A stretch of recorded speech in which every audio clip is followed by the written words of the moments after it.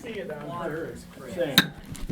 Okay, I'm calling this meeting to order. Just a reminder that all of the meeting is recorded. If you have something to say, please stand up and identify yourself by name and street. We would appreciate that. The first order of business is, because we've just had an election, we have to have a officer election of the council. No, we have to do it anew every year, yes. So, can we do them as a slate? Yes. Do you have a, I would like to propose that everybody retains their positions, so Richard for, what are you? sure. Chair, Vice Chair for Tiffany, Treasurer for Arthur, and Secretary for Susan. And nothing for me? Sure? For the proposer. So excited. Is there a second? Okay, any discussion? All in favor? Aye. Opposed? Aye. Okay, We have to so, come up with something. right, okay, now we can have village No, we comments. don't need to come up with something. Any weather report? Weekend. Weekend weather, what are we to look forward to? It's all going downhill. Oh, I see. Now, I thought it was significant enough because this is what's going in the newsletter. But what happened the other day, I thought was important enough to read to you all here right now. Oh, if you guys could sign in. Hello, go ahead, sign in, then I'll do my thing. Go ahead. So, the other evening on Tuesday, we had some downpours here, but it wasn't anything like at Nats Park and at the airport. Through the first 16 days of July, only a trace of rain was officially recorded at Reagan National Airport. And this is the only time this has happened on record, going all the way back to 1871, that no measurable rain fell in the first half of July. The old record was .08 in 1900. I'm sure you're all fascinated with these statistics, but I'm working up to something here. It is Normal rain- fascinating. Thank you. Normal rainfall is an inch in 86 hundredths. In 1905, which incidentally was the year my mother was born, that was the wettest first half of July with 7.05 inches. Wow. Then on Tuesday, July 17th, 2 days ago, that all changed in an instant. Torrential rain moved directly over the airport and the city, including Nats Park, the afternoon of the All-Star game.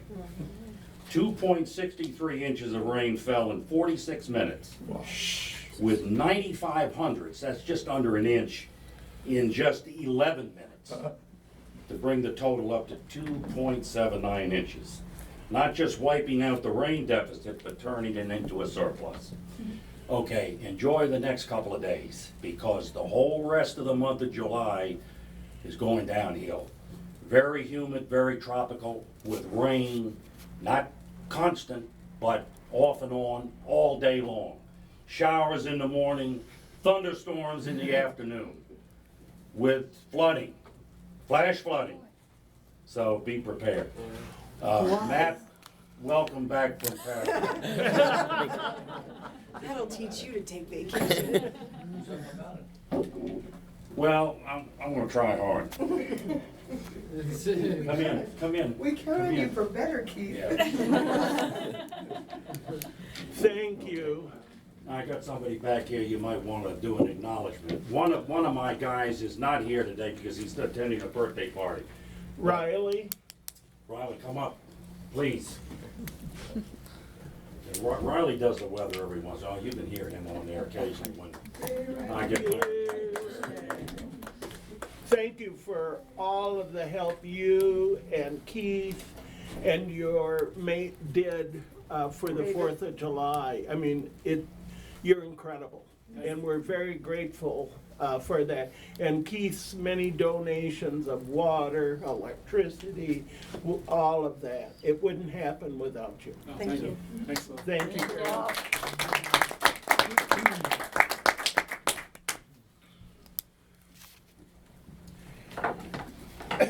So, village committee and volunteer appointments. So the following have volunteered for elections committee. Marty Langland is going to continue as chair. Jesse Tampio, Lauren Beal, and Haley Sofer. For elections, there's still one more we would like to recruit. Ethics, Todd Mann. On Raymond Street, Chair Mark Efron and Paula Dizio on Raymond and Quincy respectively. Community Engagement, Lauren Beal as Chair, Elissa Bean, and Christy Tampio on the committee. Got the whole family. Yeah, and Tree Supervisor Paula Goldberg. Thank you to all of you who have volunteered and for all of you who have done so much for us in the past. Thank you very much. Okay, moving on. Christy just came in a minute too late. Committee updates. Opportunity to hear residents' comments. I had resident comments. Were there more? No, you didn't ask for it. I thought I did. The resident comments, please. Yes, Lauren. And two separate things. One, I wanted to circle back to let the council know that Rebecca Gale has continued to do some sort of groundwork around the composting presentation that you heard.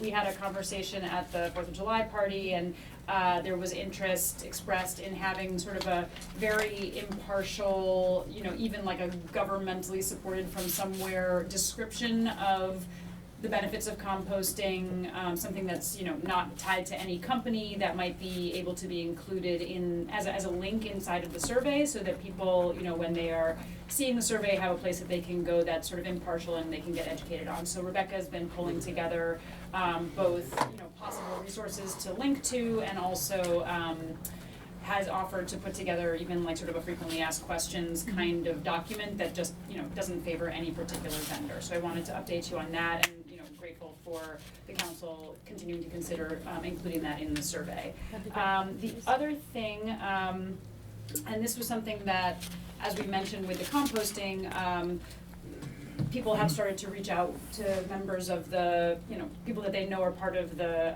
community engagement committee with various ideas. And one thing that came up that's something that we've heard echoed a few times is the question of whether there is anything that the village might be able to do to make improvements to the playground equipment at Shepherd Park.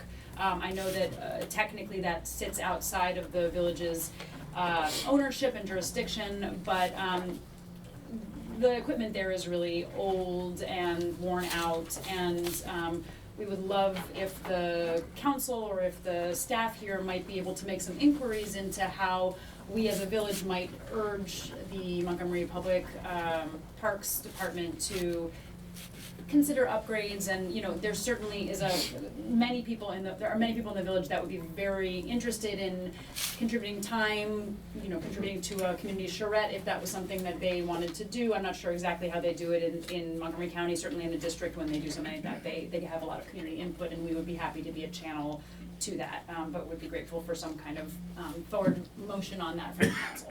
Okay. Other comments? John? Yes, that car that's been flagged on Chestnut Street. That's been sitting- Name and street, John please. Sherrod, Chestnut Street. The car that's been sitting there over a month and been flagged on Chestnut Street for towing, I guess. When's that gonna happen? Do we know who it is? It was an out-of-state plate, Right, so the police checked into it. They were able to get a hold of the owner, and the owner said that it would be moved by tomorrow. And if it were not moved by tomorrow, then they will be towing it. Thank you. Because the person was out of town. Right, I understand it has Massachusetts, Yeah. does it belong to the people at 7211? No, I don't know who it belongs to, but the person who owns it is out of town and they promised they would move it by Friday. Thank you. How long has it been sitting there? Pardon?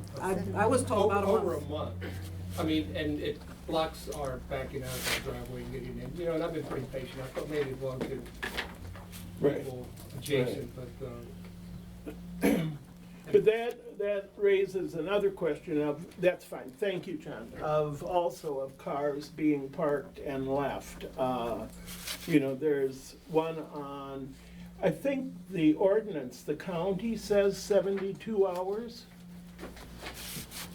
I don't recall. Yeah. Okay, anyway, I think we need to start tagging cars that are staying longer and moving up, because there are problems on Bradley right now with a car that's been sitting there for 2 weeks.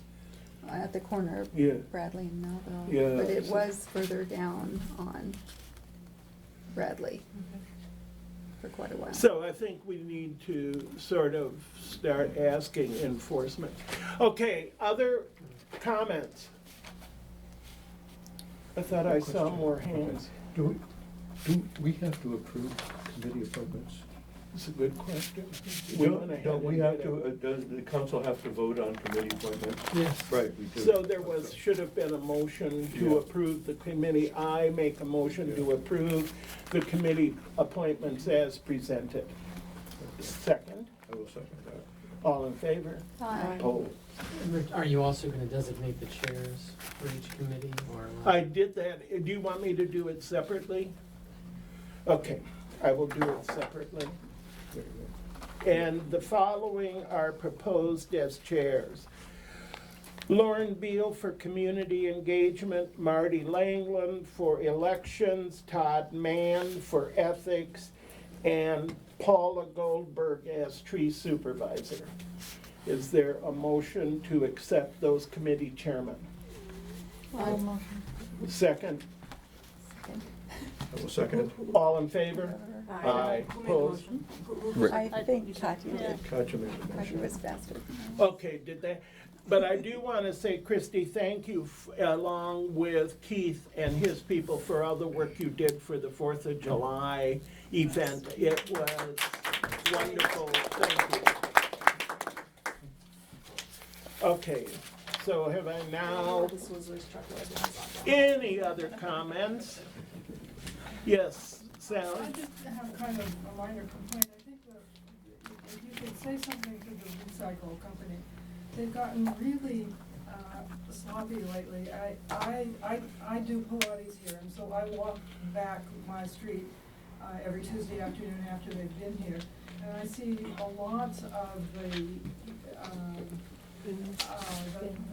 bins are on their side, and they're really kind of hard for someone like me to wrestle into position again. I can't understand why they can't put them up, but then there was the day that we had a torrential rainstorm, and my lid had been left open, so I now had to empty my thing out and leave it upside down for a while so that it could dry out.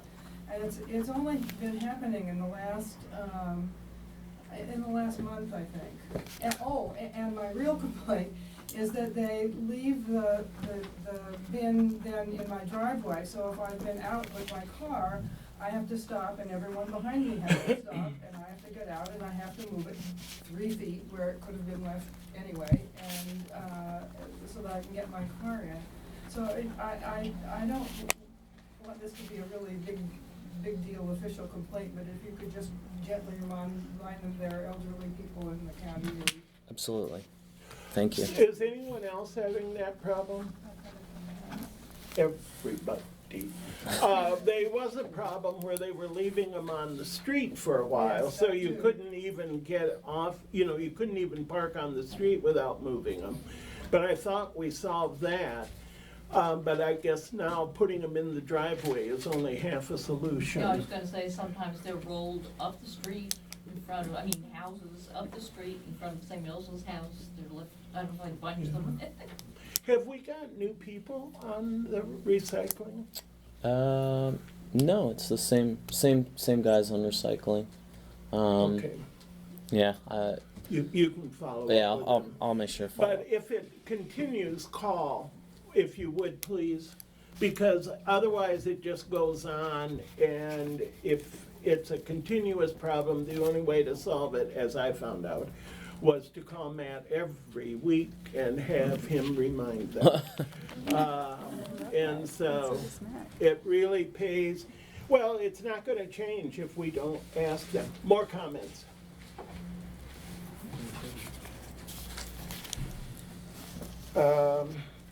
Committee updates, that's what I was starting on.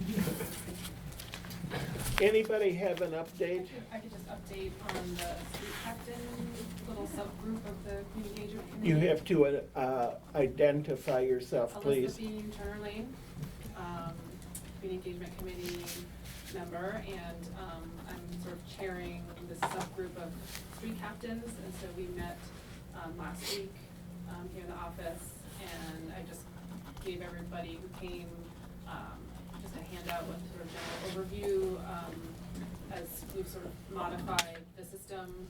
So the office staff has offered to, as far as I know, this was Tina's offering, which I have a For welcome bags? for the welcome bags. Yes, the office staff will supply welcome bags rather than having residents purchase them. We'll Right. take care of everything, so you don't have So to do it. we just, all we have to do is come and grab the bag that's already been assembled. We just have to let them know in advance so they can get the materials together. So that's a change. We won't be submitting for reimbursement anymore for bottled wine or anything. And in addition to that, just sort of formulating the system in terms of flyer distribution that we're asking when committees, such as the ethics committee or community engagement committee or even the council or office is asking for flyer distribution, that we have about 2 weeks notice at least, and that we can use the office copier or request that the village, or that the village staff provide the copies for us. So that was put into place, and then we were able to recruit a few more street captains, Cummings, Lane, Bradley, the Glassmans, Peter and Denise Glassman have offered to sort of work together for Cummings. So I think we are just missing Melville Place and Brookville. And I actually looked at the map and counted, Brookville's not as long as it appears, there's only one side. So it's actually fewer houses than most of the blocks. So we're still hoping that somebody will come forward, and also thinking about maybe trying to put Melville in with, I'm not sure where. Bradley or Bradley or Raymond, yeah. Bradley. Maybe you could divide I know it in Lynn Raleigh half. is doing Oxford and Quincy, so, and I don't remember which, so maybe Bradley or Raymond, so Who's doing Raymond, do you know? Is that Lisa? Is that Lisa Single, I believe? Actually, Oh, it's actually Lisa, okay. posted, on the other side, we moved it, come up right there. This is pretty cool. Lisa Single, that's And- fine. And Lisa would probably do it because she walks her dog on. Right, here. she'd She do might Melville. Just drop Put, things off. you should Beside ask, her, but, beside her. no, but ask her, but I think she would agree. Okay. And I also, the houses on the corners of, you can use, in the past, when we've distributed things, like if someone was doing Bradley, then they just did the two houses that face Brookville. Brookville, right. on Bradley. Yeah, and So that's, I mean, if I've we been don't- doing the yellow house here, even though it's technically not Right. Turner, but. Right, that's- and we had the same thing at Quincy. They used to have a front door on Brookville, now it's on Quincy, so one person can. Yeah. I think another thing to add to that, the street captains have agreed to have their names publicly posted as well, which I think will increase the ability for people to know who their street captain is and use them as more of a resource, which can be sort of, better channels. The other thing that I think I just wanna underscore is that in addition to asking for sort of 2 weeks' notice, we're also asking that, this not be a channel that is like used constantly. As we know, these are all volunteers, and as we're getting people in the mode of it, it's something that Alyssa's gonna, that's right, so Alyssa's Yeah. gonna keep a pretty tight control over, and hope that if people have requests, they won't experience it as, being put off if it turns out that it doesn't quite meet the cadence that we've established. I kind of approximated that it would be about once every 2 months, and I've listed the annual events that they can expect that flyer station. Right. In addition to possibly the directory, every 2 years, helping them collect the information for that. And then the other thing was there was talk in the community engagement committee about going back to gathering news for the Yes. Newsletter. the newsletter. And Lauren and I sort of been,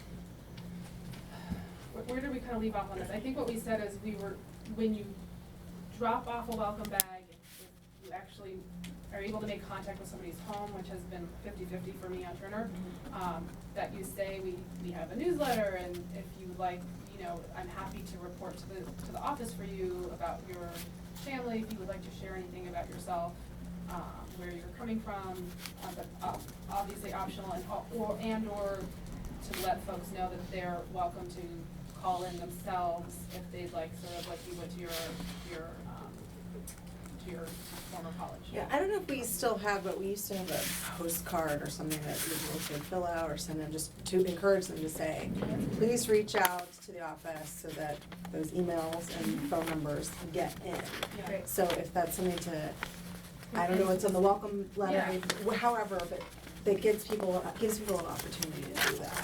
I think it would be nice if people put it in writing, because then we know we're transferring it correctly, as Well, opposed to and them telling you and you telling us, and we can get something wrong. So along those lines, I also, and council, we've discussed this in the past, if they do wanna provide that information to the office, it's one thing for the office to have a name and a phone number, it's something else to publish information about family. If they want to. If they want to, but I've urged that we include that in the newsletter. I don't have any if people problem want with to it, do as long as people want to. Right. They also need to know that our newsletter's online now. Right. So it's not just a paper that's delivered to Right. someone's house, it is something that's published, so And people these need are to the be reasons why comfortable. we've been hesitant around it and circumspect in it, and I think, Yeah. exactly. Two other things that I just wanna mention from community engagement. One, Natalie Welly made contact with the Historical Society, who is very interested in being a resource, to the kind of establishment of a, oral history project, and Natalie is interested in perhaps having this woman from the Historical Society maybe be added to a future council agenda, just to be able to, Yeah, so that would maybe be something to consider for September or something Yeah, like that. that'd be interesting. Great, and then last thing, just wanna remind everyone that we are still preparing for a September, like a Labor Day, movie night. You'll be hearing more, I'm sure, about that in the future. Okay. Thank you. Marty? From the election committee, I'd just like to say that the election committee is very happy to welcome our members back and our new member Haley. And we also want to thank not just the staff and the council, but the engagement committee and all those block captains for helping to update the village directory, because that village directory is very important for having clean, good, fair elections. And it's a really essential community document for the elections to run right. And so, thank you all for the work on that. It was fun to see it arrive. Could have done without the Pepto-Bismol pink cover, but that's a personal opinion. Anyway, thank you all very much. Having an updated directory is important and really appreciate it. It takes a lot of work to put into that. Let me just add on that we still have a member to be found Yes. and assigned, so perhaps For we could. elections For the committee. election, I wonder if we could put that out as a notice that there's There's an a lot of open- phone calls out Okay, right this okay. minute. Right. Okay, Yes. okay. We may end up with 93. Oh. Which Marty's good with. I know, two for every fake voter named Right. If there's anyone here that would like to volunteer to be a part of the elections committee, we would love to have you submit your name. Any other committee comments? Okay. Moving on to action on the minutes of June 21st. They were sent out and approved by email, but I just need a motion to approve them as part of our meeting. I move to approve the minutes as edited and approved. Second, I'll second. all Aye. in favor? Aye. Building administrator report, Doug. Just a few things to go over. On 3405 Cummings Lane, the building permit will expire on September 11th. We'll be contacting the applicant to see if it needs to be extended. on 3404 Shepherd, their building permit was extended until May of next year. They haven't finished their project yet. And the building permit for 3412 Taylor is in the process of being approved and should be approved soon. They've gotten the county building permit and setting control permit. And that's it. When you're doing the extensions, are you guys having to look at new plans, or is this just a timeout issue and everything's the same except for the date needing to be changed? We asked them to give us a list of what is outstanding to be completed and a date where they expect to be finished, but we don't go back and check the plans enough. They're required to submit plans to us if there's a change, but I haven't reviewed plans like that. And you're not concerned that there are plans that are changing? Well, Wayne and I are still going around and checking to make sure they're following the plans that they were submitted, and if we notice something different, we'll point it out. Okay. We're still checking for that. Okay. I just wanna make sure that if we're spending a lot of time on extensions, that we decide whether or not we need to recoup that in some way. Well, we did, I think it was this past year, we instituted, if at 50% of the original permit fee if you extend it. That's part of the form that's on top, right? It's one of the administrative things that's on the form. Yes, yeah. And is there anything, you aren't hearing anything about 3407 Thornapple? No, haven't heard anything yet. Okay. Did they get their stuff back by changing the grade? I know there was an issue. Haven't touched it yet, and I've contacted the Southern Control Inspector, and he says he's keeping an eye on them, but as long as a permit is active, there's nothing he can do. Why is there an active permit? I thought they don't have anything for that, the whole second side. The Southern Control permit is separate, and I think it has a year, so it's still an active permit. But he has monitored them, and he's talked to them about regrading it and getting rid of that pile in the back, but he said his hands are pretty much tied as long as the permit is still active. They have a year to finish. So what happens, excuse me, what happens at the end of the year? They either renew it, or he can cite him for not finishing the job, because he's already told them to clean it up. There's nothing beyond sort of saying, please clean this up? Not if they have an active permit. As far, from what he told me, as long as they have an active permit, all he can do is ask them to clean it up. And they have two, right? They haven't replaced a curb. Have we asked about replacing part of the curb? We've spoken to the contractor about that, yes. And again, it's still on that permit, so. We are still holding their original deposit. Correct. The curb and the driveway apron for the vacant lot has to be fixed. And do we have enough money in the deposit to do that? I haven't gotten a quote on that work. When we have the street people, when we're into redoing streets after all of this work is done, would they do that at the same time? Yeah, they'll be repaving Thornapple anyway, so. Okay. Yeah. Can we take it out of their outstanding permit? Do we have authority to do that? Out of the their the performance bond? Yeah, performance. Yeah, bond. I would think that's what it's it's there for. Designed for, yeah.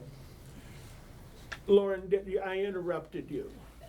No, I just remember that there was this issue where the county was holding something kind of hostage until they finished a grading, and you mentioned this maybe 4 months ago at a meeting. That's the Southern Control permit, it's a bond that the county's holding. I see.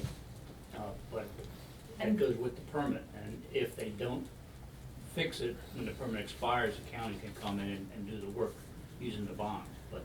I see. And that was, I guess it was really when we thought that they were going to be applying for this other thing. They would not be allowed to submit that second set of plans until they completed what was necessary for the other construction project. Maybe that was the issue. Well, that's what the county, I don't know what the county's policy is on that, but when they submit something to us, we have a little bit more leverage to get them to clean it up. Okay. From our side of it. And do you know when that year is up, the date? No, I That- don't. That pile is just, I'll check that. I thankfully, don't it's know. been a very dry July, Next so- week is gonna, That's right, the Next next 2 week weeks. is gonna get a pile of That mud. pile will just be in my yard, so you can just Yeah. find it there if you want.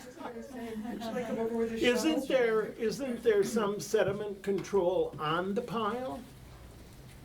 There's silt fence around the perimeter of the lot, and there's also a tarp on top of the pile. Okay, so there is some Something, yes. minor or major, I don't know. Like the storm we had Tuesday, that really hasn't helped. Right. Okay. Thank you, Doug.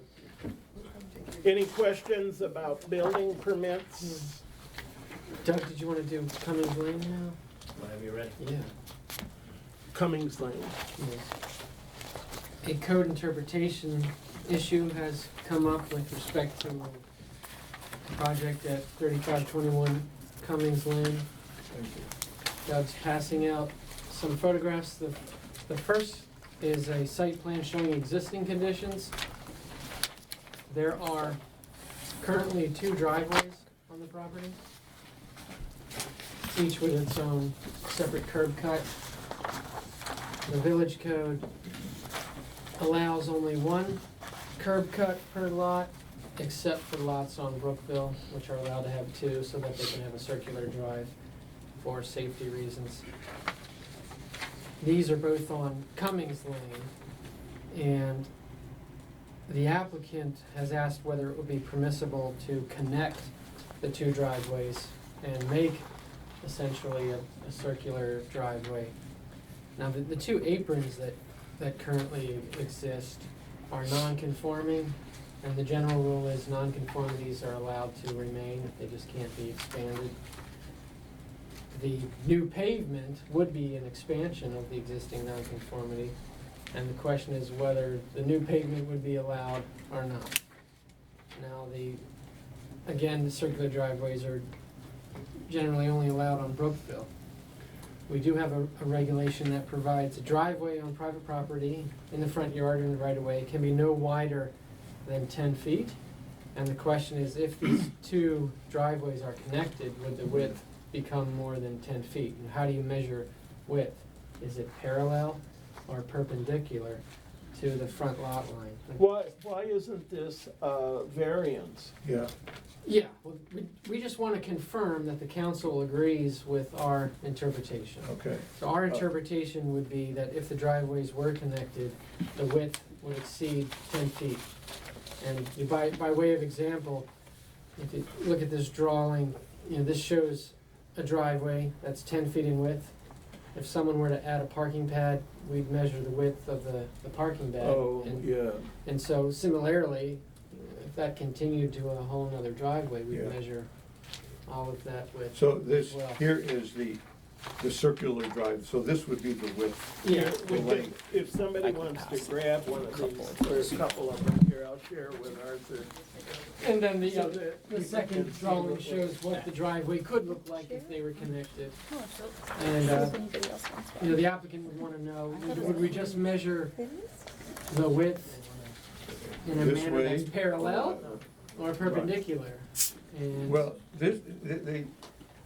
so if the fact that they're grandfathered in with two curb cuts and 2 drives is non-conforming and could be allowed. This is where they exist. I'm just trying I'm to. just, hold it if you just look a at the minute. first one, this is what exists now. Ron, please tell me why we're discussing this when there is a potential application for a variance. Well, you're not discussing tonight the merits of a request. We just wanted the council to confirm that we are correctly interpreting the code. Because if you tell us we're interpreting it wrong, then no variance application is even needed. Yeah. So this is And your interpretation is that if the driveways were connected, the Be too driveways wide. would exceed 10 feet in width. Yeah. Okay. What's the rule there for if it's on That's, Brookville? If it's on Brookville, there's no width restriction And other than 10 feet at the right of way. And this would also not change the lot coverage issue? Yeah. Well, that's the Doug other would thing. Doug would separately calculate whether the front yard's non-vegetative surface coverage would be exceeded. I don't know if you've already calculated that or not. I can't calculate it because the plan's not to scale, but I'm Okay. estimating that it exceeds 30% just by looking at it. Which is, So two variances would Prohibited, be yes. necessary. Without a variance. well, Okay, Yeah. here, we agree with your interpretation. well, no, not clearly. It's, What, no, that's what I'm trying to Oh. understand. yeah, that was a question mark. Question mark. We agree with your interpretation, which is that if there was any action taken on the driveway, it would appear that it would exceed the width, and that we support that interpretation. Well, here's the problem.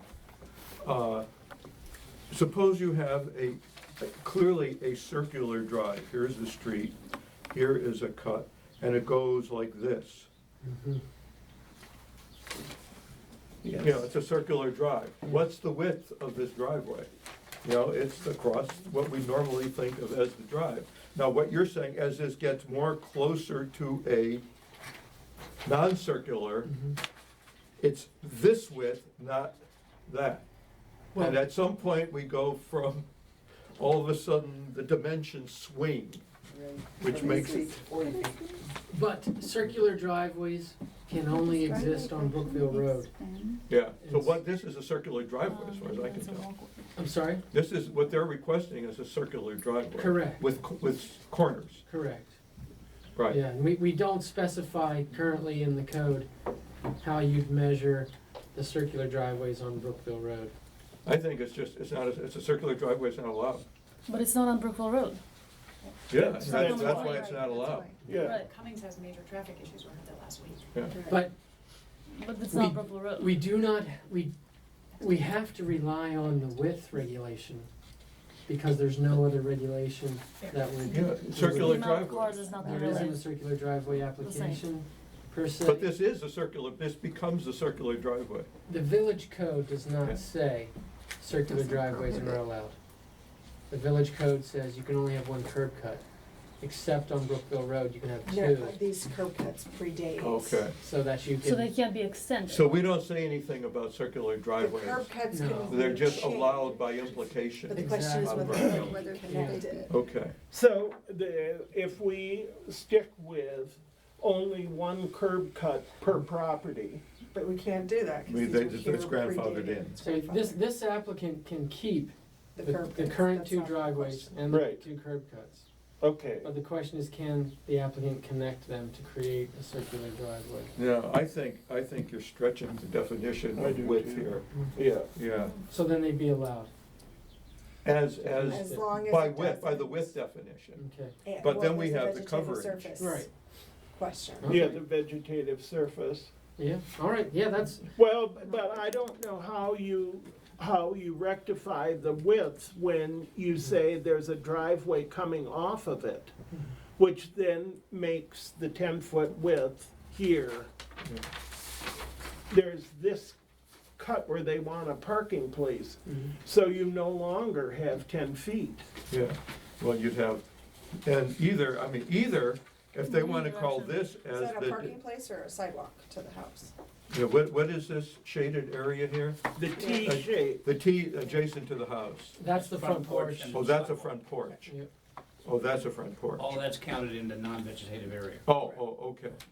And this is a walkway. So that, that isn't part of the driveway. The driveway literally goes from one curb cut to the other curb cut. Yeah. And then up to the garage, And the garage is right there. yes. So this is technically still the driveway, because are they gonna cut the driveway and not come to the garage? No, I would assume the driveway's going into the garage. Yes. So, let me make So- sure we're understanding this. So any reason why you didn't shade that one little segment there, Doug, in between the garage and the No. green line? just missed it. Okay, Okay, So this I is the stopped at driveway that now. Okay, black so- line rather than went to the green. okay. okay, so that's also part of the So it goes, vegetation. if we start on the left side, it goes up, across the lot, and Yeah. there's a straight line from the driveway down to the current curb Yeah. cut. Is that correct? Yep. Okay. So since it has the two already non-conforming curb cuts, there's nothing we're saying or doing about that.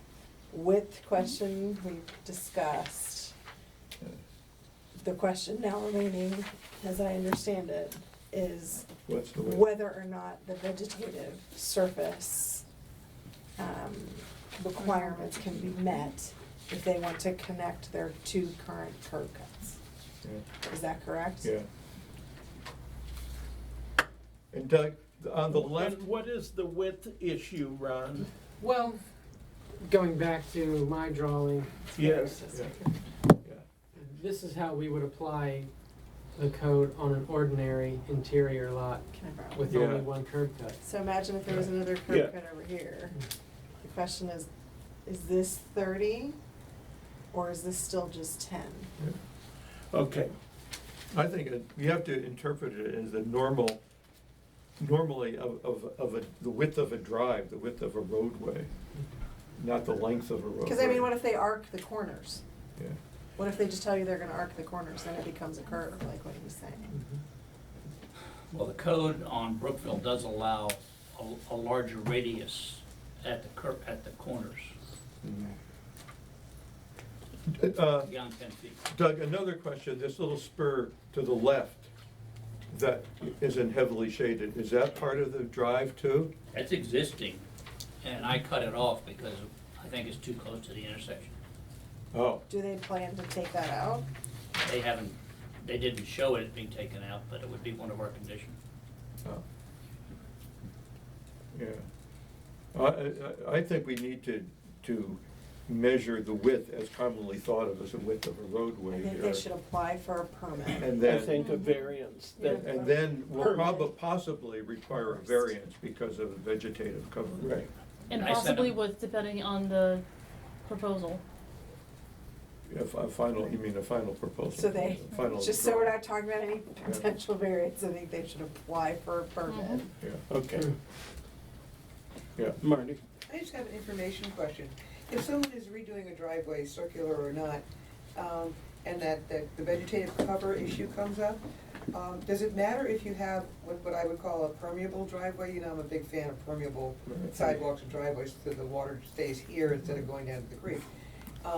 Is that in our code anywhere? haven't That you get addressed like that. better coverage or? At the more time that we were doing the building codes, we had a long discussion, as I recall, about permeable driveways. The consultant that we had at the time said that there wasn't any history that the driveways over any period of time remained permeable. That, gravel packed down and pretty soon the water was running off. And that at the time we did this, which is now nearly 10 years ago, there wasn't a product that would continue to be permeable. Now there is, now there are. But the code definition says non-vegetative. Yeah. So that wouldn't even qualify as non-vegetative. So the fact that it's permeable doesn't have any bearing on the. Not if you go by the definition of non-vegetative. Okay. If your driveway is reverting to grass like mine is. I'll give you a break. My driveway's If you do have to mow it, that's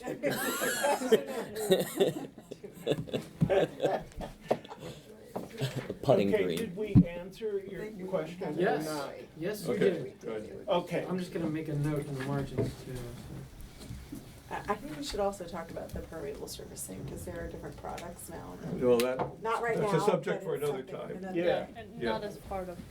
No. Yes. Okay, More fun. have we gummed that sufficiently? So, move on to treasurer's report? No, wall plane, Oh, wall plane, where is it? more Wall plane. fun. No, wall plane wasn't next, was it? Yes, Okay, do wall plane. okay. You're still around fun. I'm still, you're right. So, Oy. pass these down. Last month, we discussed some technical corrections to the code. One of them may be more than technical and may be a bit substantive. Here are some copies that if somebody wants to come up and get them, we'll share, here. Is that all right? Yes. Oh, Okay, Because it helps if everybody can see what we're talking about. so one of our I know. suggested edits may be a bit more substantive than the others, so we wanted to discuss them a little more and make sure you agree with how we would write up a ordinance. Currently, the village code provides that a wall plane height, measured from the ground to the highest point of an exterior wall, cannot exceed 32 feet. And you might think that as a practical matter, you'd measure the wall plane at any individual spot, and no one spot could be more than 32 feet.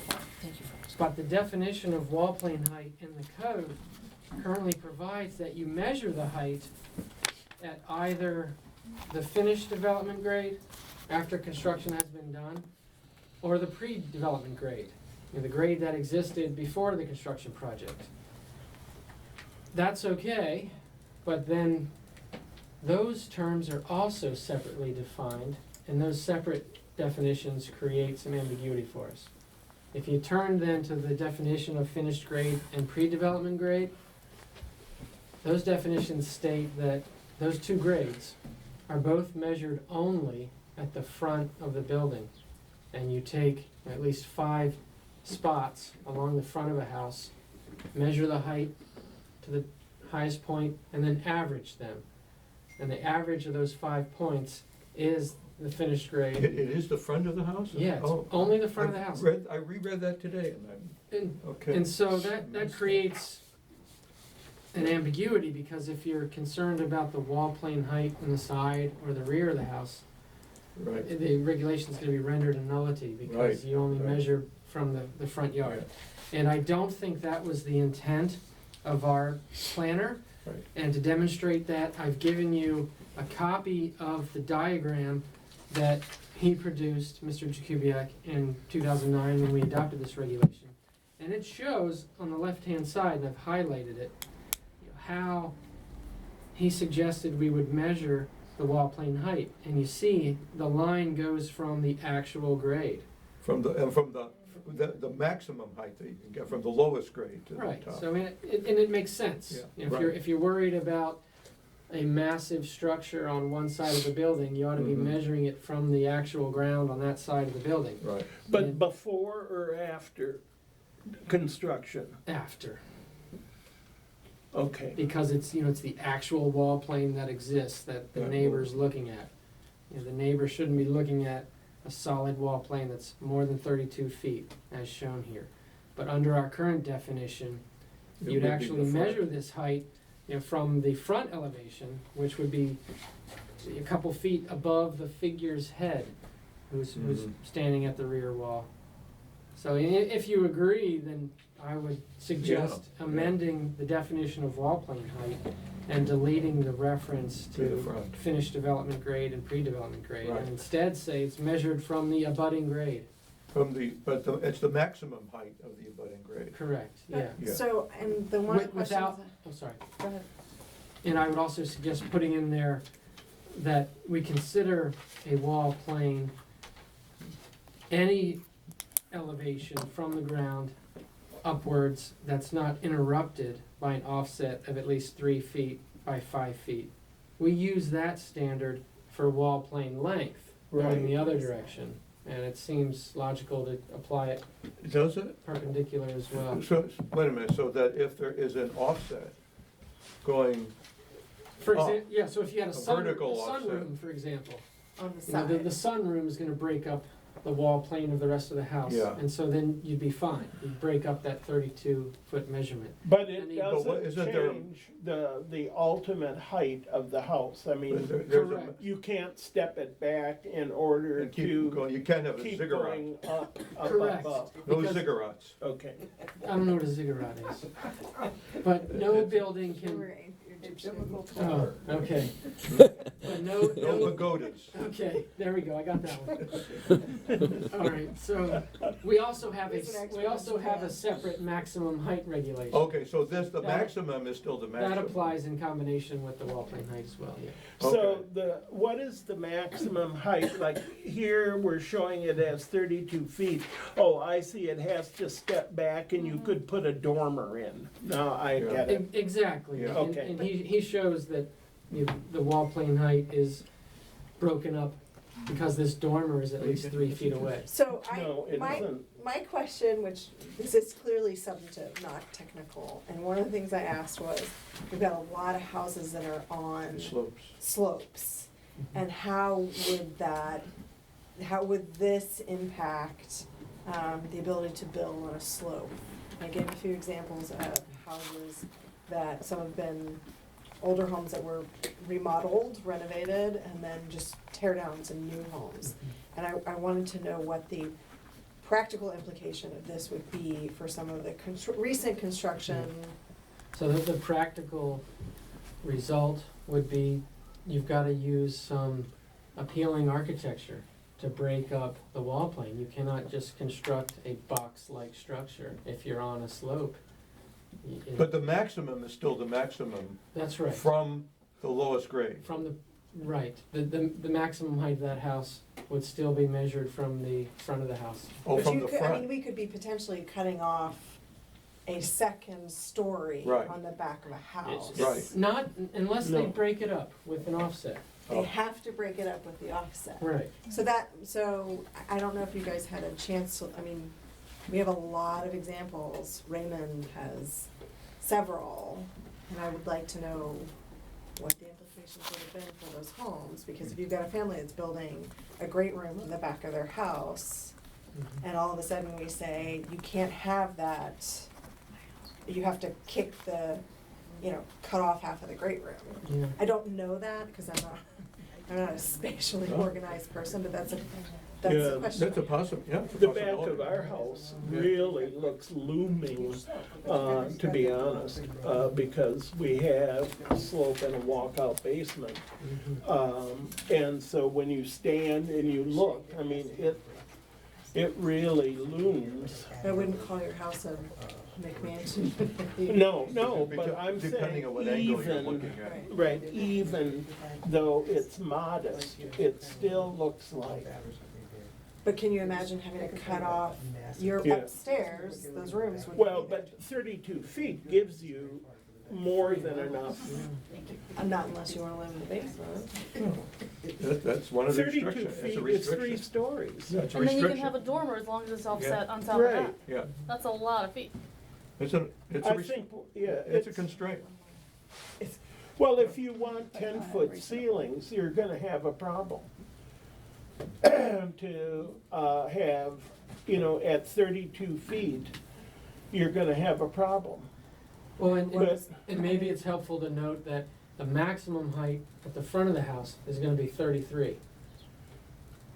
I would like a couple of examples using houses that were built, because I do think that this is a potential issue Yeah. for people who are building. Yeah, Not it should crazy be, it homes. should be an issue, that's the point, that's what a building constraint is, it's an issue, it's going to create an issue for And then somebody. there's some instances where Yeah. the lot isn't particularly difficult to construct something, they could submit a variance, just like people do for anything outside of the norm. Yeah. So it doesn't preclude a change necessarily, you just have to make a case for it. Pay attention to it. Yeah, I'm, again, before we make any changes, I would just ask, I want a few case examples. We have houses that have been built recently that are not looming or obtrusive for the neighbors, but I think it would be a big change. I went back and checked the ones that you had on your email, and none of them exceeded the 32 feet. Okay. And I also went back and checked several more in the area, and they did not exceed 32 feet also. Well, From the I forget. grade. From, not from the front, from From the rear, the from actual the, from the height of height. that wall. Okay. That's the way I've been interpreting it, Yeah. You've been interpreting it from the, how it actually looks on the side of the rear, the way he wants to change it. Hey, I don't want to. No, of where he's raising the question. Yeah. Yeah. There was one, I don't For remember the compliance. address. It was the one that highlighted the issue for me, that wouldn't have complied, but Oh, it did comply based on our current current order. definition. Yeah, definition, I don't remember the address. Let me, I can't remember the addresses you were looking at. What was the thing that came up around that? Whoops. Was it the variance request? There was some fishiness around the request that they put in. And I that think it was that And problem. there was, we had a lot of Yeah. questions as we were assessing it, and it was so complicated, we said, look, that's not our best play. Right, what was that address?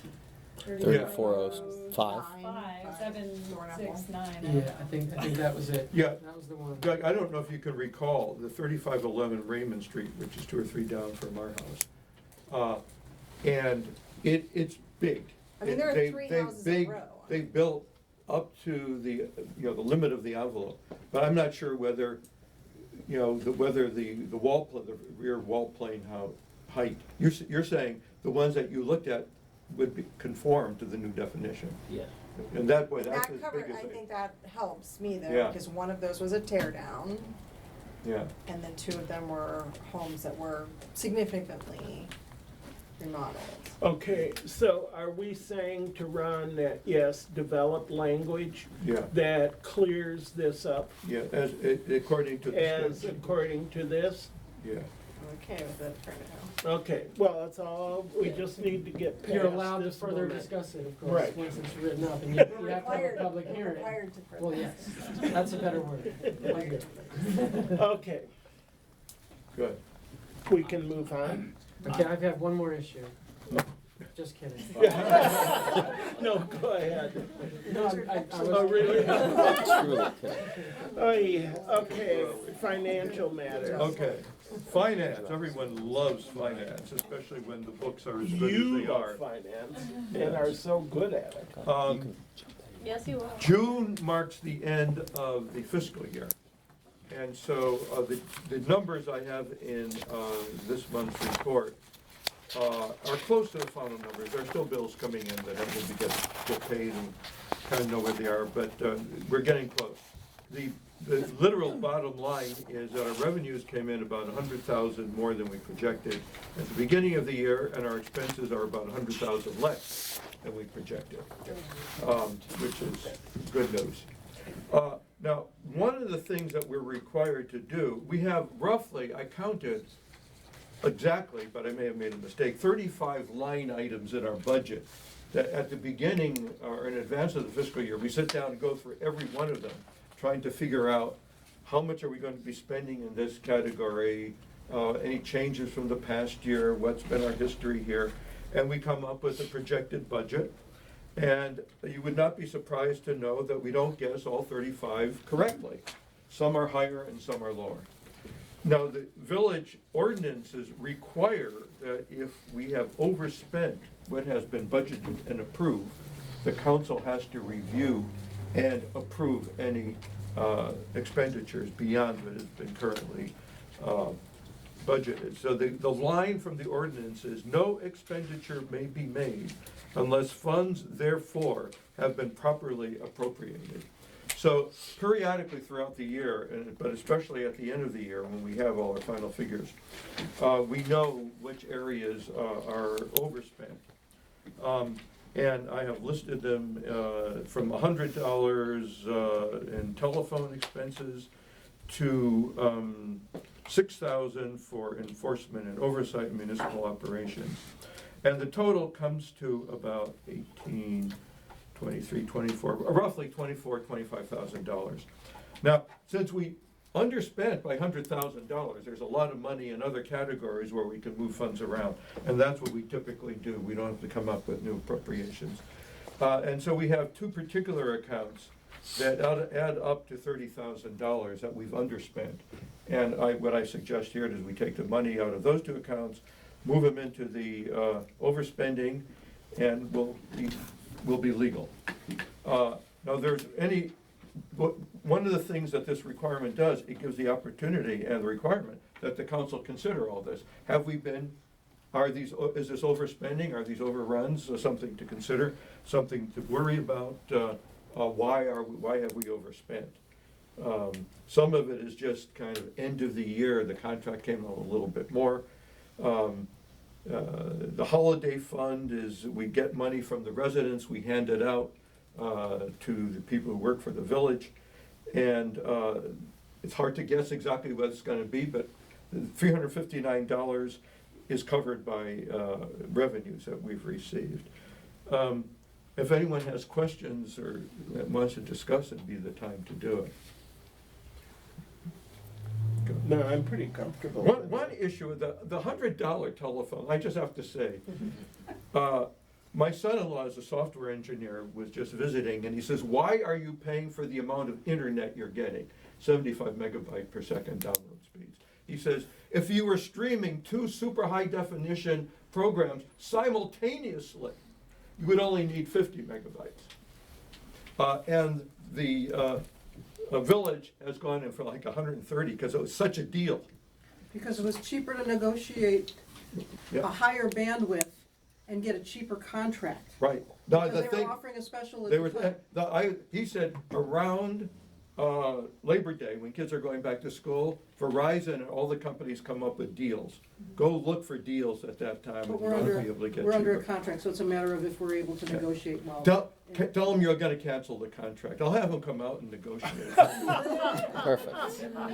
He's very good at that. Consulting. But, and you told me he puts that in his wife's name, we don't have that ability. Yeah, right. Well, you can move them between you. We also, we Yeah. have Holly Worthington, Turner Lane resident, who, that's what she does with Verizon, you just call and say, I wanna cancel my service, and once they hear that, then they're willing to They talk. work with you, Yeah. even if you're already under contract. Right. Anyway, you got way too much bandwidth and you can save some money. Perfect. Okay, Okay, great. so do we need a motion to approve the treasurer's report? And the moving of Which funds. includes the moving of funds? That's right, and it has to be a supermajority approval. Okay, Okay. so I move that we approve the treasurer's report, including the transfers of money. Is there a second? Second. All in favor? Aye. Opposed? It was a super majority. Super. So when there are 5 people, what's a supermajority? 4. One more than a majority. Right. Okay, I so think we're almost done. Matt, can I also managers make- report. just before I wanna make those budget amendments early this year, the ones that we know we need to do. Okay. Yeah. Unless the rest Like of the council- trash, I mean, Yes, we know that but I that would one's like to gonna do be. those Okay, early so yeah. that we're tracking it throughout the year. Okay. We've made a couple so far. We've made a series of them over the course of the year. This is the last and final. Can I just ask a question, Matt, Yes. before we get started, there is a street light out. Do you Yes. want to explain about the street light being out?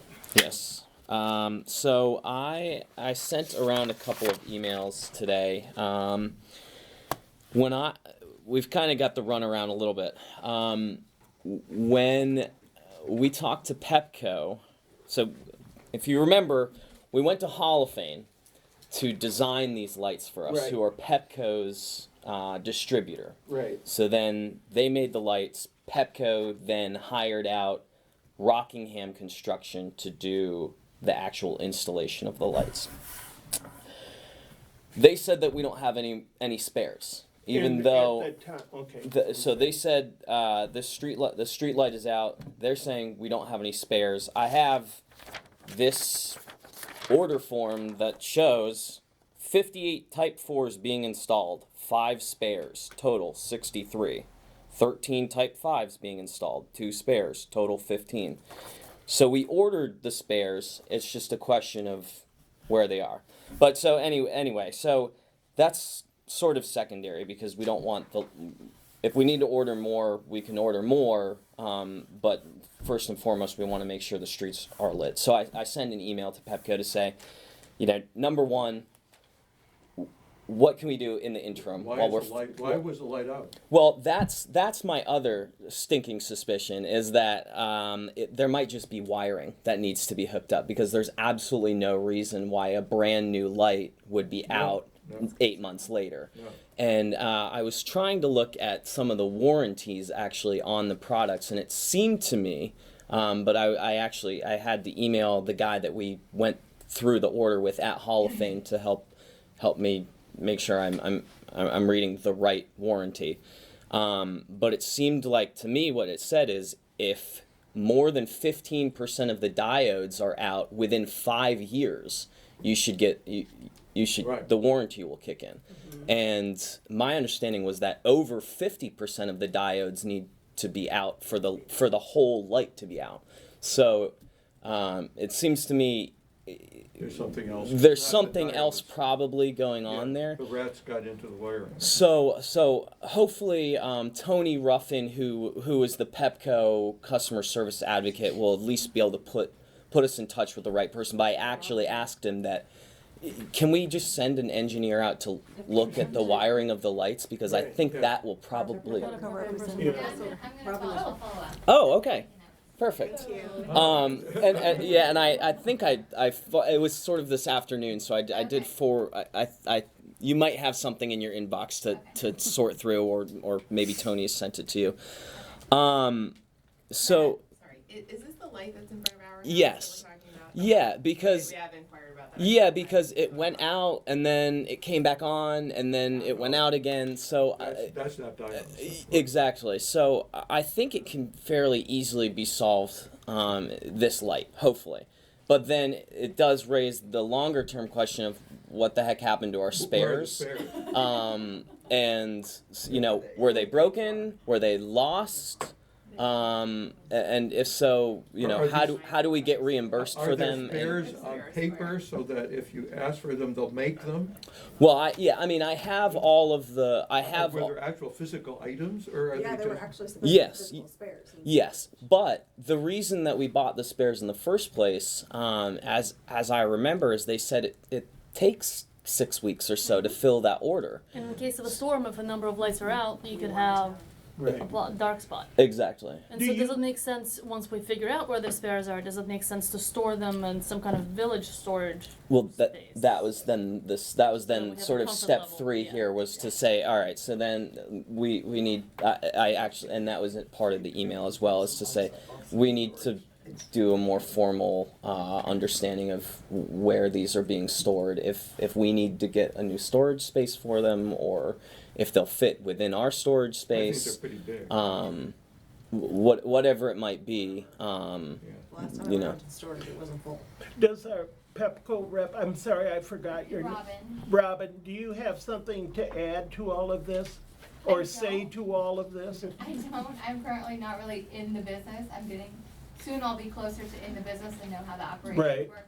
But I do have access to like Tony and the team, so I can email out and the people who know who to contact to get action.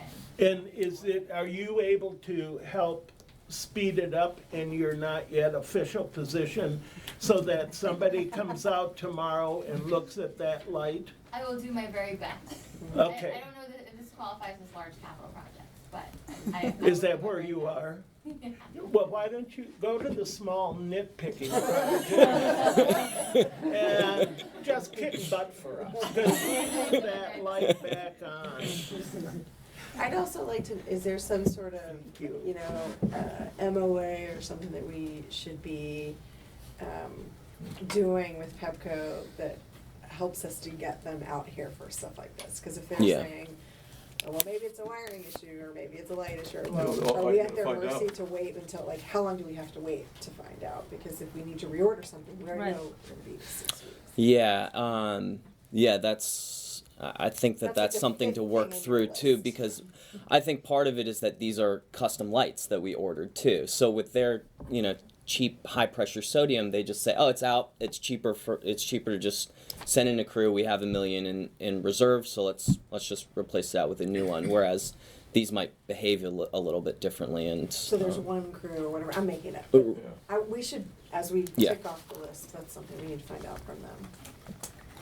As I was doing research originally when we were looking at lights, this type of a light is more susceptible to, in case of high winds, to go out. So I'm concerned that if we have a windstorm and if we have a area where several of them go out and we need 6 weeks to order them, that can cause a whole street in the dark, or a section of the street. Yeah, so that has to be, I guess, part of the conversation is if we do find ourselves in a case where a tree takes down a couple of lights and knocks 10 out, what can we do in the meantime? Right. Well, So that if would we be an have argument for 6 having in some in storage. Right. So at least we could replace some of them immediately and address. Right. I think, having them in storage, I think there's a case, but then the next question is, well, how long would they take to get out here? Right. And we're paying them for service. Yes. I mean, we have a service contract with Pepco? Yes. Okay. I'm sorry, Robin. Just to confirm, somebody has called the customer service line, right? Or not yet? Yes. Okay. Yeah. That was in our training, I said, Yeah. make sure. Because the bear is plugged in. So will you keep coming to our meetings, Robin, after you know what you're doing? Well, right now I work for the chief of staff for all PHI, Right. so I'm She's got access. Yeah, well, that's what we want. We really want you to keep coming. that is my plan. Thank you. Thank you. Okay, go ahead with, I'm sorry I interrupted. No, thank you. Yeah, Beginning. that was something that I wanted to address that's sort of developed since I wrote this out, so I'm happy to address that. Thank you. The other, before I forget, another thing that sort of came up today is started to work on getting, if we're still interested in doing a directory online that is limited in access to village residents. One of the things that came up is that our website currently doesn't have the I'm forgetting. Yeah, I'm forgetting what the actual acronym stands for, but the SSL certificate, so the security certificate, socket layer. something like that. Yeah, so we're just regular HTTP as opposed to the HTTPS for a secure website. It might be something that, especially if there's sensitive information that we would want to do, I just wanted to sort of basically get your permission to do it. It's not a huge expense, but it's I think $900 to do it initially, and then it's $700 annually to keep that up. And who do you do that with? With Revise, who who hosts our site. And once it has the S status, does that mean it's using a? Yeah, I asked them, and the way that he said it's for web user security. It does two things. So the first is it encrypts sensitive information, generally when connected from the viewer's computer to the village server. Any computer that connects can gather information like usernames, passwords, stuff like that. So this encrypts that information. And then the second is it authenticates people that are using the website. So it's saying, yes, this isn't getting rerouted from some computer ISP somewhere else. It's that person using right, exactly. It's that person using that computer to get to it. So that would prevent people. What was that? That would prevent people from being able to put in bad, fake information during our elections. Well, oh, okay. I think you're. I'm not gonna touch that. I think it.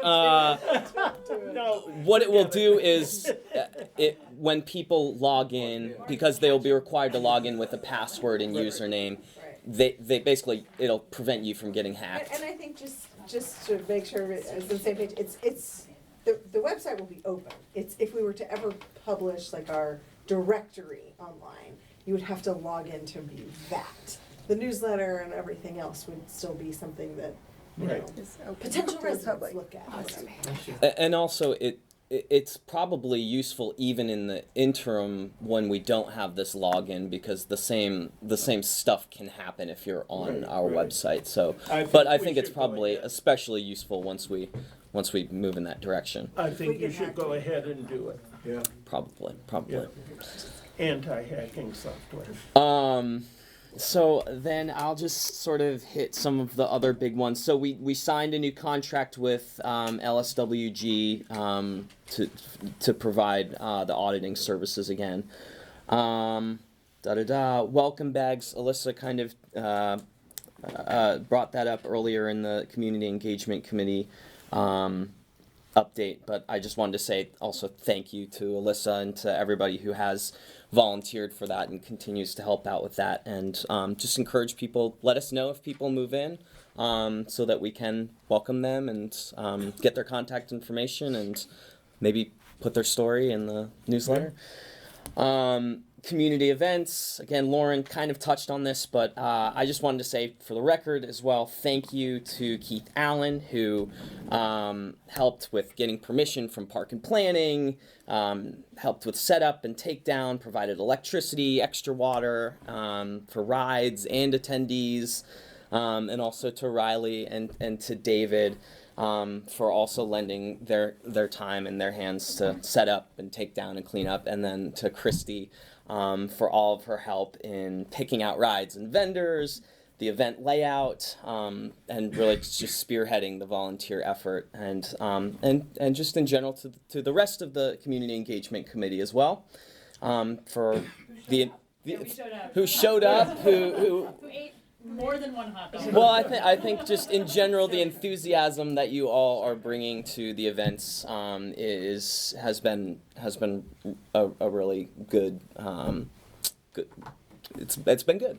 And I also wanted to thank Tina, who was the village's official point of contact for the event and put in an extra day's work on a really hot Sunday afternoon. So I've heard, and I'm sure you all that were there have heard from people saying that it was the best 4th of July event that they'd have. So I just wanted to thank you all and just say that it's really a reflection of the community-wide effort. So thank you all. Yeah. No, you missed it, Matt, because you were on the beach at Waikiki. Yeah. I sadly missed it, but maybe next year. We're gonna make you go down the water slide next year. Yeah, exactly. Yeah, a dunk tank maybe or something is my penance. I'll be the first dunker. Yeah, maybe I'll regret that one maybe. And then, as Lauren mentioned, so preliminary arrangements have been made for a movie in the park night. So I wanted to shout out to Barbara Sax-Singer, who's kind of been she's going to be our Christy Tampio for that event, and is going to be sort of the community engagement person. So we haven't selected the movie yet, and we're still maybe debating between Saturday the 1st and Sunday the 2nd. We're on Sunday. Sunday. Okay. All right. Great. But as those details get finalized, we'll be sure to advertise it, because it should be a fun new event for folks. Gold scribbling over here about licenses, so just make sure you figure out what We did get. I know we have we did the ASCAP license. I don't know if that That's for covers up music. for movies though. No. Yeah. I Okay. think ASCAP's just music. Okay. So we'll have to look into. We'll have to look into the licensing for it. If you're not charging, is that what somebody said? He has his job. The poor attorney's being abused. Actually, that reminded me. I don't know why that reminded me, but the Montgomery Municipal Cable did film some of the festivities at the 4th of July, and they just sent me a link, so I'll send that out to you all, because it was kind of a cute little 4-minute video or something of just people eating shaved ice and riding down the slides and playing volleyball and stuff. So it was a cute video. So GIS, we've moved it onto the new computer, so the old system. And then Ron helped us out by just looking over the contract in terms of services now that we've moved we've decided to move towards an online hosting. So we sent that back to them. So they said that they should be able to get that started within the next week or 2 weeks or so. So That's with CNA. that's with CNA. Yep, exactly. You haven't, it's not up and running yet on your computer. Our old one is up and running. So And it ran on the new computer. Yes, they helped us transfer the old data onto the new computers, and it is significantly faster on the new computers, so that's nice. But the new updated stuff should be in place. Hopefully they can get that rolling in the next couple weeks. So just a quick update on WSSC. Work is ongoing on Raymond Street. They estimated that the sewer main replacement would be completed by the end of next week, and they've also On Raymond. on Raymond. But that doesn't mean they're done on Raymond. They're going to have to do the individual laterals or house connections. I thought all the laterals were done as they were going along. I've been staring into the trenches and thought I saw. It certainly feels that way because it vibrates a lot. Yeah, he said that it For was days on end, your whole lots house goes of to Yeah, they're vibrations. camping down. I'll check in. That's not what he had said to me. That means they're gonna have to dig up. And that looked like a final camping and everything that they did. When I watched them, they put in the laterals. Is my understanding. Maybe my vernacular is wrong, and that's maybe when he says laterals, that isn't the connections, or it's Water turned off at their house No, for each, no, then no, they're not done. so. No, there's the sewage. The sewage, they're running the sewage all the time. They're working with in the middle of raw sewage. I said, "Don't you get sick?" He says, "Yeah, all the time." But I think they will have to turn off I mean, that's what we had sewage Bradley to. and Yes. Melville. Yeah, I say. think they will have to turn it off for And then 2 hours they've or got so. all of the stuff there, and then they have to go in and connect it. Yeah, so they said that. Like I said, my vernacular could be off. He said that they need to do the laterals after they finish the sewer main. And he said that would take another 2 weeks or so. Okay. So, other street updates. Tiffany and I met with a couple of state highway officials at the MML conference to see if they could help expedite this Brookville-Taylor intersection. We're meeting with them on site on Monday. So they said we're really pushing them, and they're hopeful that they'll be able to get it finished by September 4th, which is when school opens. They said the project itself should really only take 2 weeks. So once they get started, should be quick in and out. And so hopefully, it seems like that is. What day is that meeting, and do you want somebody from the council with you? It's on Monday. I can. Yeah, I'm happy to. What time? I'm happy to. 11 o'clock on Monday. So yeah, I can touch base with you if any of you want to be there. I know that Andy Harney's going to be there as well. So. Oh, good. And then the other one is we sent over our traffic studies to Section 5 about Thornapple Street, and they reviewed it. What they basically said to us is they haven't personally heard any complaints about speeding. So maybe the way to approach them is, would you check with your residents, or would there be an objection? We would like to. Sure, we would like because We would do it. they said that they did not want to solicit that from their residents.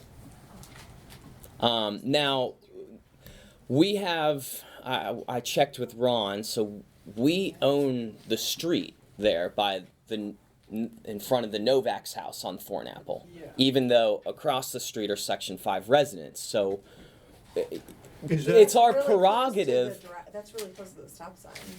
Exactly. That defeats the purpose. Right. So that's. I'm kind of squinting at the map Here, over there. How many on Thornapple? Oh, okay. So yeah, it would only be one. I mean, the Novaks are on the corner there of Chestnut and Thornapple. So He's they're. asking how many Section 5 residents are there? The rest of Thornapple. I didn't give you a. I believe there's like two across the Okay, street, that but cross- On the the street. Novak side, and then I think there's two on the others. but again, yeah, the question is, we can definitely. I think yes. I think that.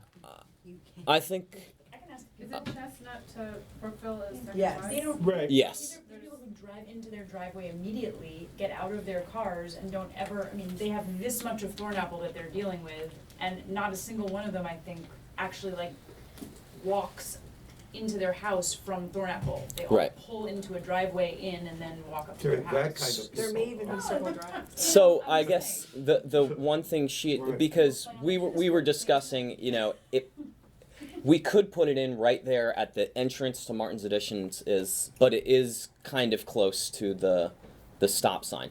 It is where Joe Cutro took those samples, so it's not. It's I think we should, at least start out there. Right. Doug? it's They separate recommend, properties here, yeah, or is that? 40 They feet are. from They a are. stop to a speed bump, so that people making the turn be Right, notified the bump's there and not just swing around and clobber it. okay. okay. What about looking at the sidewalks again? So that was Is that what addresses that the was sidewalks? at the risk of resurrecting a dead horse. Section 5 did say Increases the that. safety of people walking Yes. and of kids and dogs. And when I talked to Ashley, she said that they were more interested in having that discussion What, The than sidewalk. than putting in a speed bump. But you hadn't talked to any residents. She has. Not yet. So yeah, I mean, you know, something about paving the And road they to have, somewhere. Okay. Roughly 10 residents on that side. Thank you, sir. Oh, Just So I guess the question is, are we, if we were to solicit those residents that are right there near the Martin's Additions town line, are we ready to go ahead and put it in right at the entrance to Martin's Additions, assuming it fits within that 40 feet? I think Or we would we prefer to get buy-in from Section 5, put it halfway down there where it really would be more likely to have a greater Well, impact on people's speeds? Did you get the sense from Ashley that you should not ask the Section 5 people? No, not necessarily. So She if just one said of our she wasn't residents went around and asked them, it would be okay.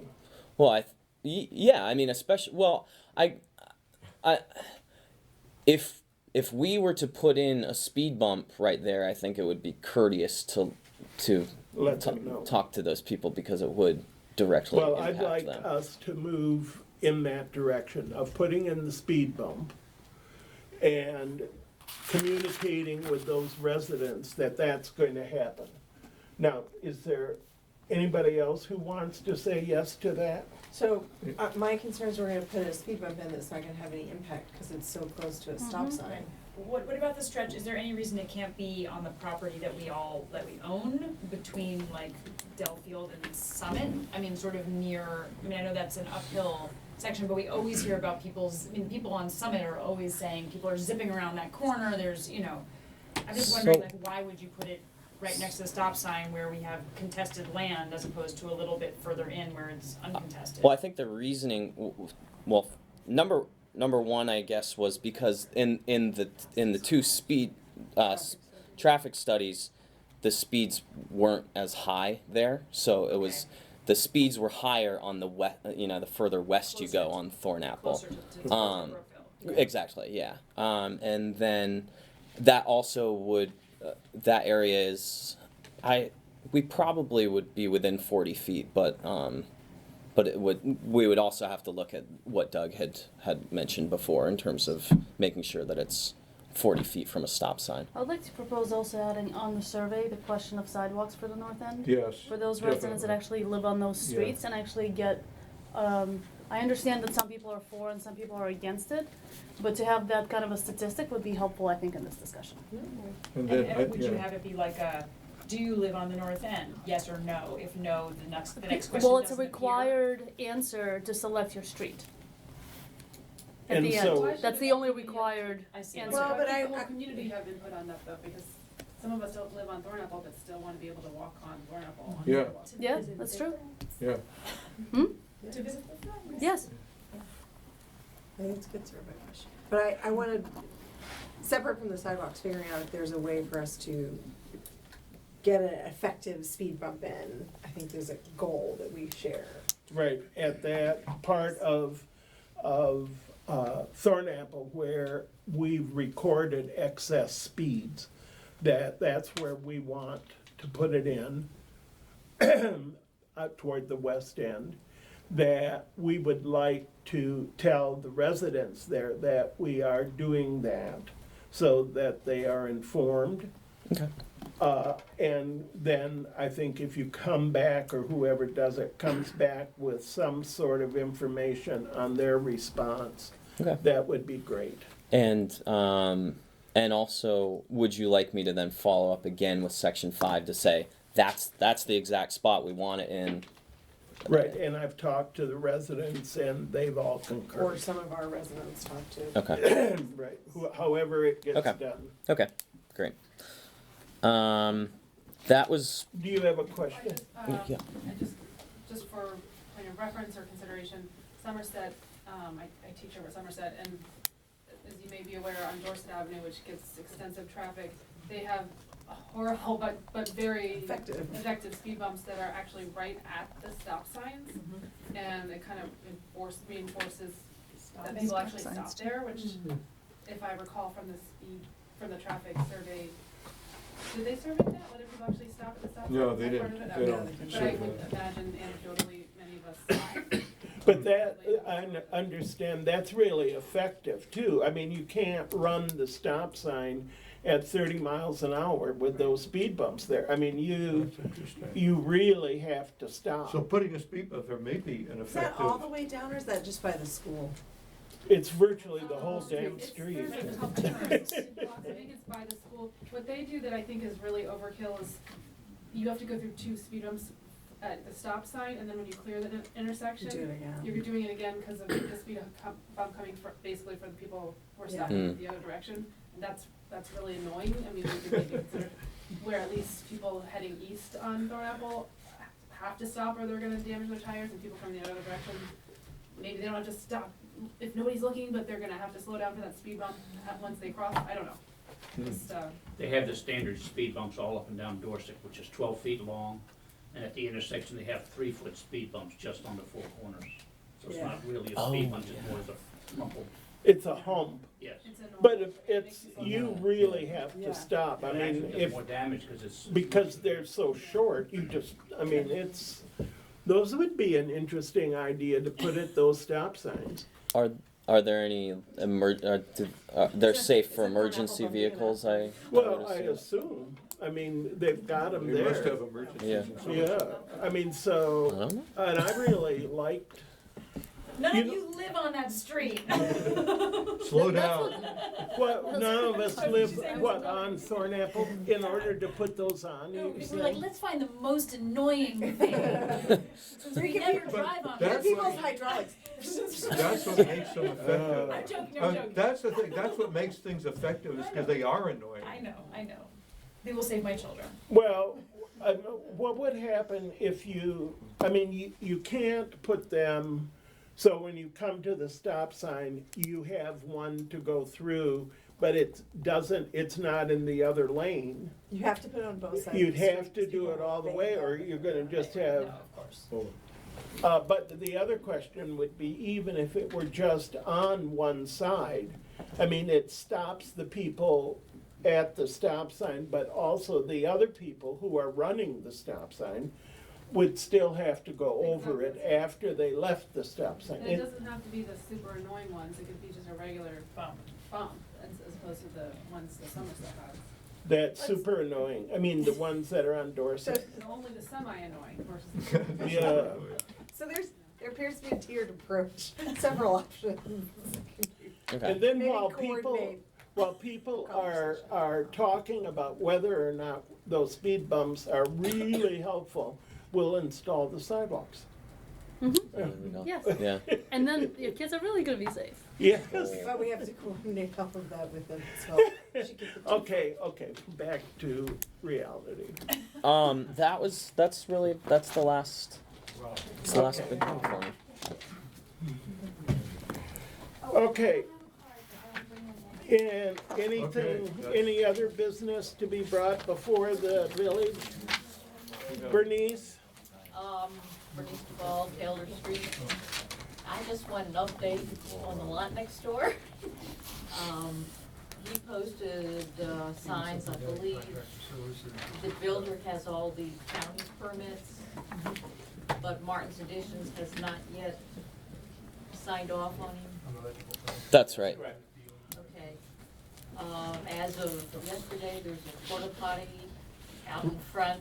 Right, that Matt's trying to get removed. Yeah, That they had moved. They didn't they? Did they move? You said they did move it within the fence, at least off the sidewalk. I didn't know when I came up here, it was still sitting where it was. It's not a when good I Oh. start walked for up them. here.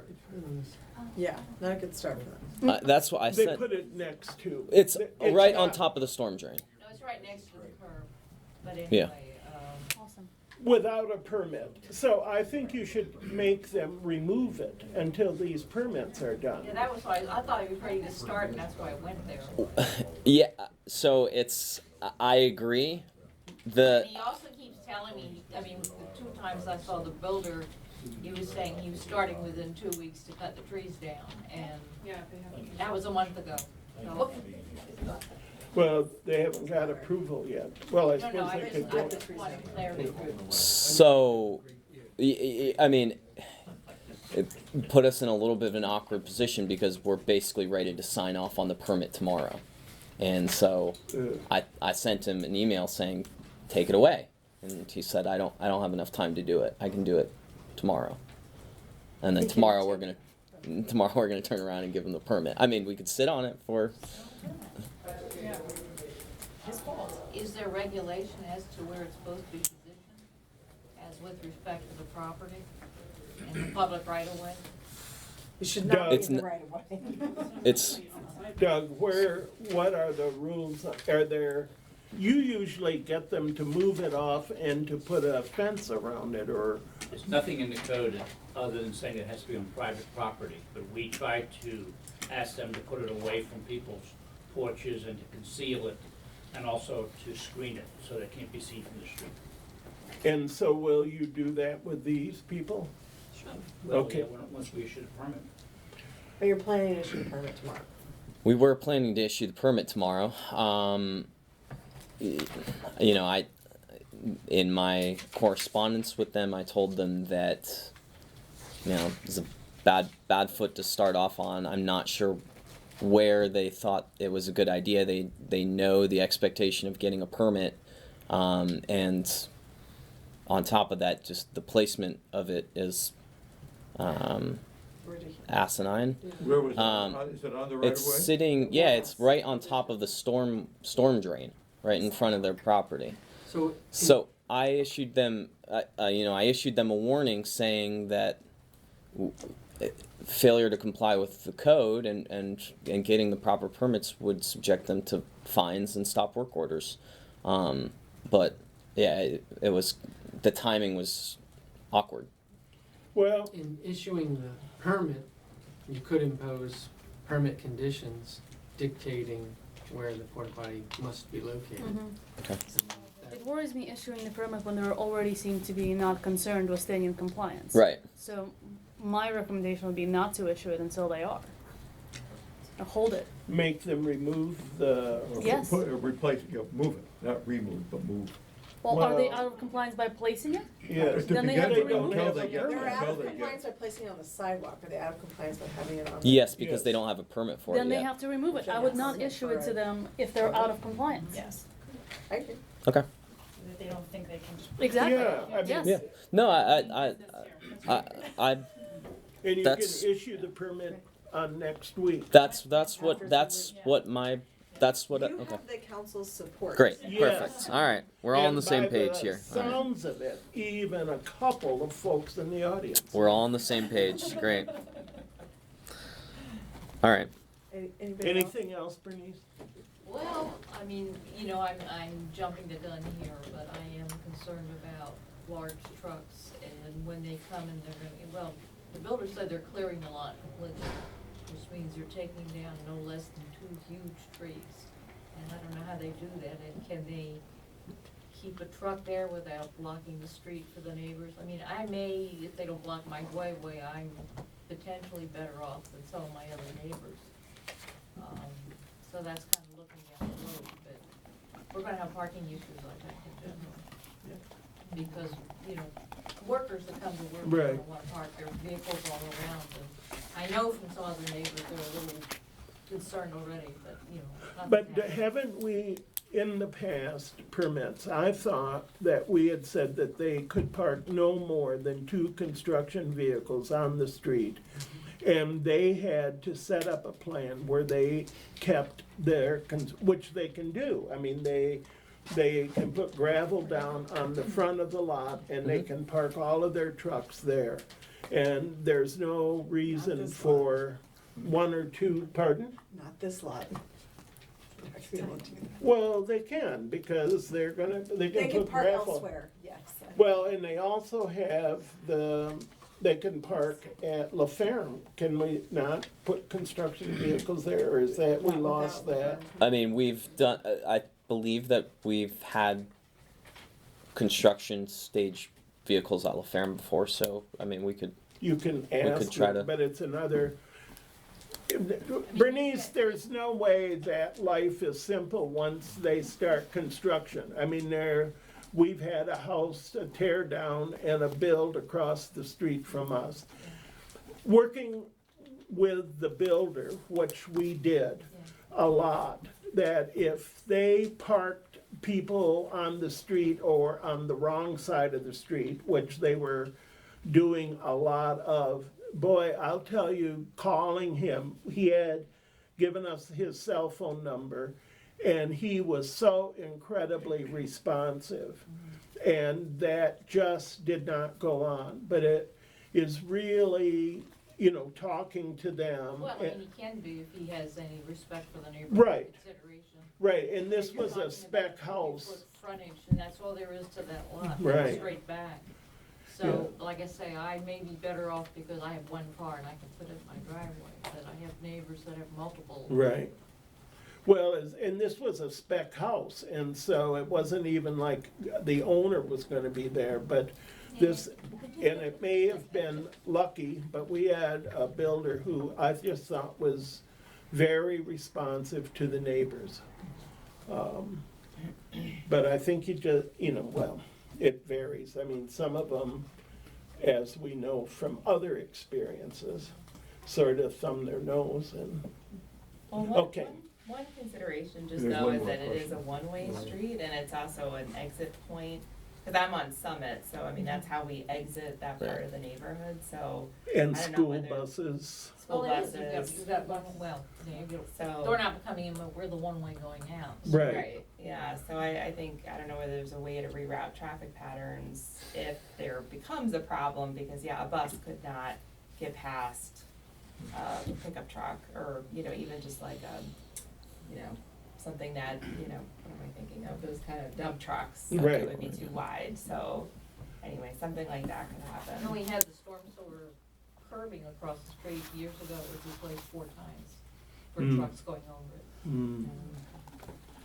So when we take we need to take some pictures of that, and then maybe, is there a reason why we could require a higher bond? Not in the ordinance. What is the bond, 2,500? 2,500. Is the bond, It's specified. well, I thought. It's on the, I don't know if it's in our code of ordinances. I know, I mean, it's on the permit. I don't, So the right to demand a bond is in the code. right, See, Just part of the fee schedule, it's not in the code. Yeah. okay. well, the right to demand, it is in the code somewhere. Yeah. But we're just asking, can you increase Right, yeah, the that's what I'm, fee on a single property? that's what I'm looking for. I think it's specified on the building application, the building permit, I'm anticipating or somewhere. the crane It's- in those two big- It's on there, yes. Yeah.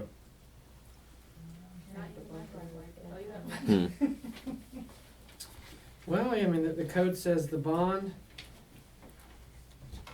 letter of credit or other security shall be in such amount and or form as the village deems necessary or appropriate, subject to such terms and conditions as may be established from time to time. And we have voted on that, we proposed them and voted on them, and they're, But I think Would there might this, be some flexibility there. that's right, is there a reason that we should make an exception because of where that lot is located and possibly other damage? Have they already submitted their bond, Matt? No. this gets into all kinds of issues of favoritism, and you don't like somebody, and we're gonna put a higher bond on you because we don't like your design, even though we don't say that. I mean, it just gets into a slippery area of, not, of avoiding due process. Yeah, I agree with you. Well, it seems to me we ought to have the flexibility that if the potential for damage for some reason is excessive there, and, you know, because of the storm drains, because of the curbing, that all of those, if we think that a $2,500 bond is not sufficient, we ought to be able to say, you know, well, normally this is what we would do. We're concerned about potential damage in these areas, and it Well- wouldn't be favoritism. Well, but we would have to specify this in Well, advance. and I see no reason why we couldn't do that. I mean, But if but you, we'd have to discuss it, present it, propose it, Look vote at that's on what it. we gave construction them. previously done. Yeah. I mean, there has been other construction done on the street, Okay, and I would have to look at, we need to know the history of were there problems or not, and factor that into. and will this be enough money? I And the mean, number of storm drains and how much it costs to replace them. Yeah, so we Yeah. definitely need to do some homework if we were to look into altering that then. do you have any sense about that at all, Doug? Not really, no, except that it's posted on your website as the fee, so I don't know, you know, how you get around that, it's posted, it's not something that Matt and I Okay. established. Feel like you can willy-nilly change? Definitely not willy-nilly. We're not No, for but, that, Richard. yeah, but and if there's reason. I mean, the only thing and this might still be a stretch, but to do a performance bond for the right-of-way license to tie into the storm drain, and then a separate performance bond for the construction. How do you feel about that? I feel fine with that, because it's two different things that we're doing. You good with that? Yes. But to Arthur's point, we don't require two performance bonds when people do construction and a dumpster, for But we're example, doing a even though right-of-way both. license, and this is significant construction in the right of way. We have not done, to my knowledge, someone tying into a storm drain in the right of way in the past. You have $100 feet, that's all. Yeah. Do they have the county's permission to tie in? Yes. Yes. We had that permit. They don't have ours. Can we look into, in the time that it takes for them to remove the porta potty and put it back? Can we look into how, have we had construction on lots that have multiple storm drains or? Is the risk higher? Yes, and how much does it cost to fix it? The storm drain is Montgomery County, it's not the village.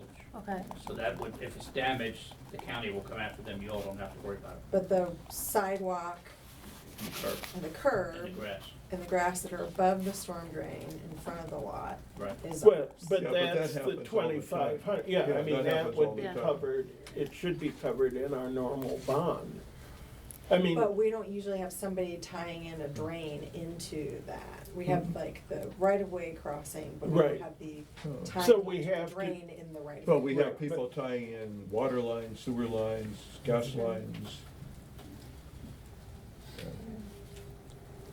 I think you're looking for a special case here that Well, possibly doesn't I'm exist. only asking if Yeah. in fact conditions are such that we need to be wary of this Yeah, particular well, we worry construction. by being alert. Yeah.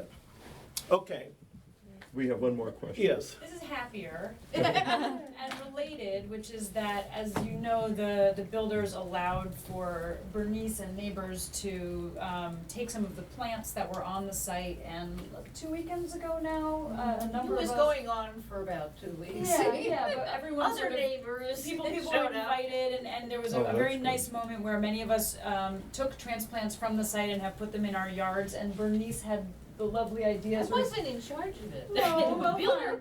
fine, but at any rate, we spent a lot of time chatting at that time and realized that there is this wonderful community of gardeners that we've been talking about a lot, and so we ended up launching a Green Thumb list serve, and within posting it, out there, more than 35 people immediately. So you figured out how to get onto it? Well, you have to send me an email and then I put you on. Oh, okay. But, the response to this email has been like many people, and I think Oh, it's just, wonderful. it's a great way to get people together. We don't know yet what it's gonna be.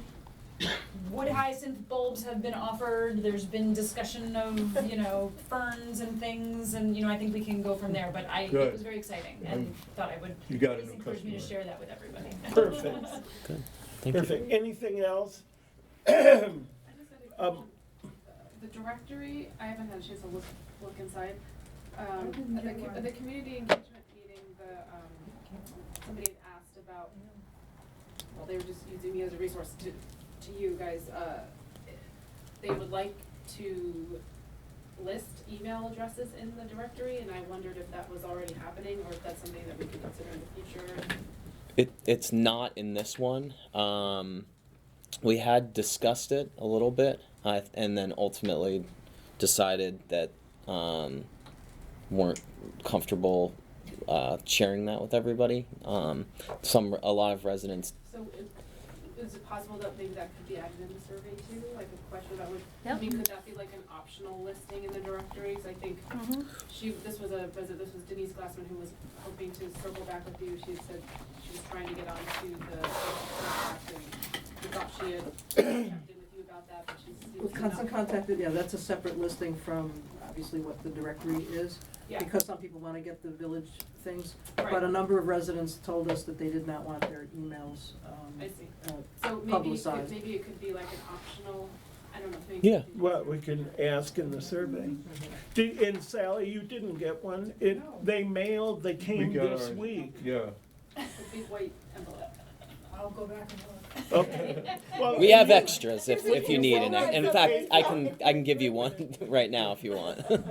Yes, I'm writing Matt's all kinds of stuff about, give me some phone numbers, and he's saying, well, that new directory. And sure enough. Okay, anything else? Motion to adjourn? Go. We did All in favor? We're out.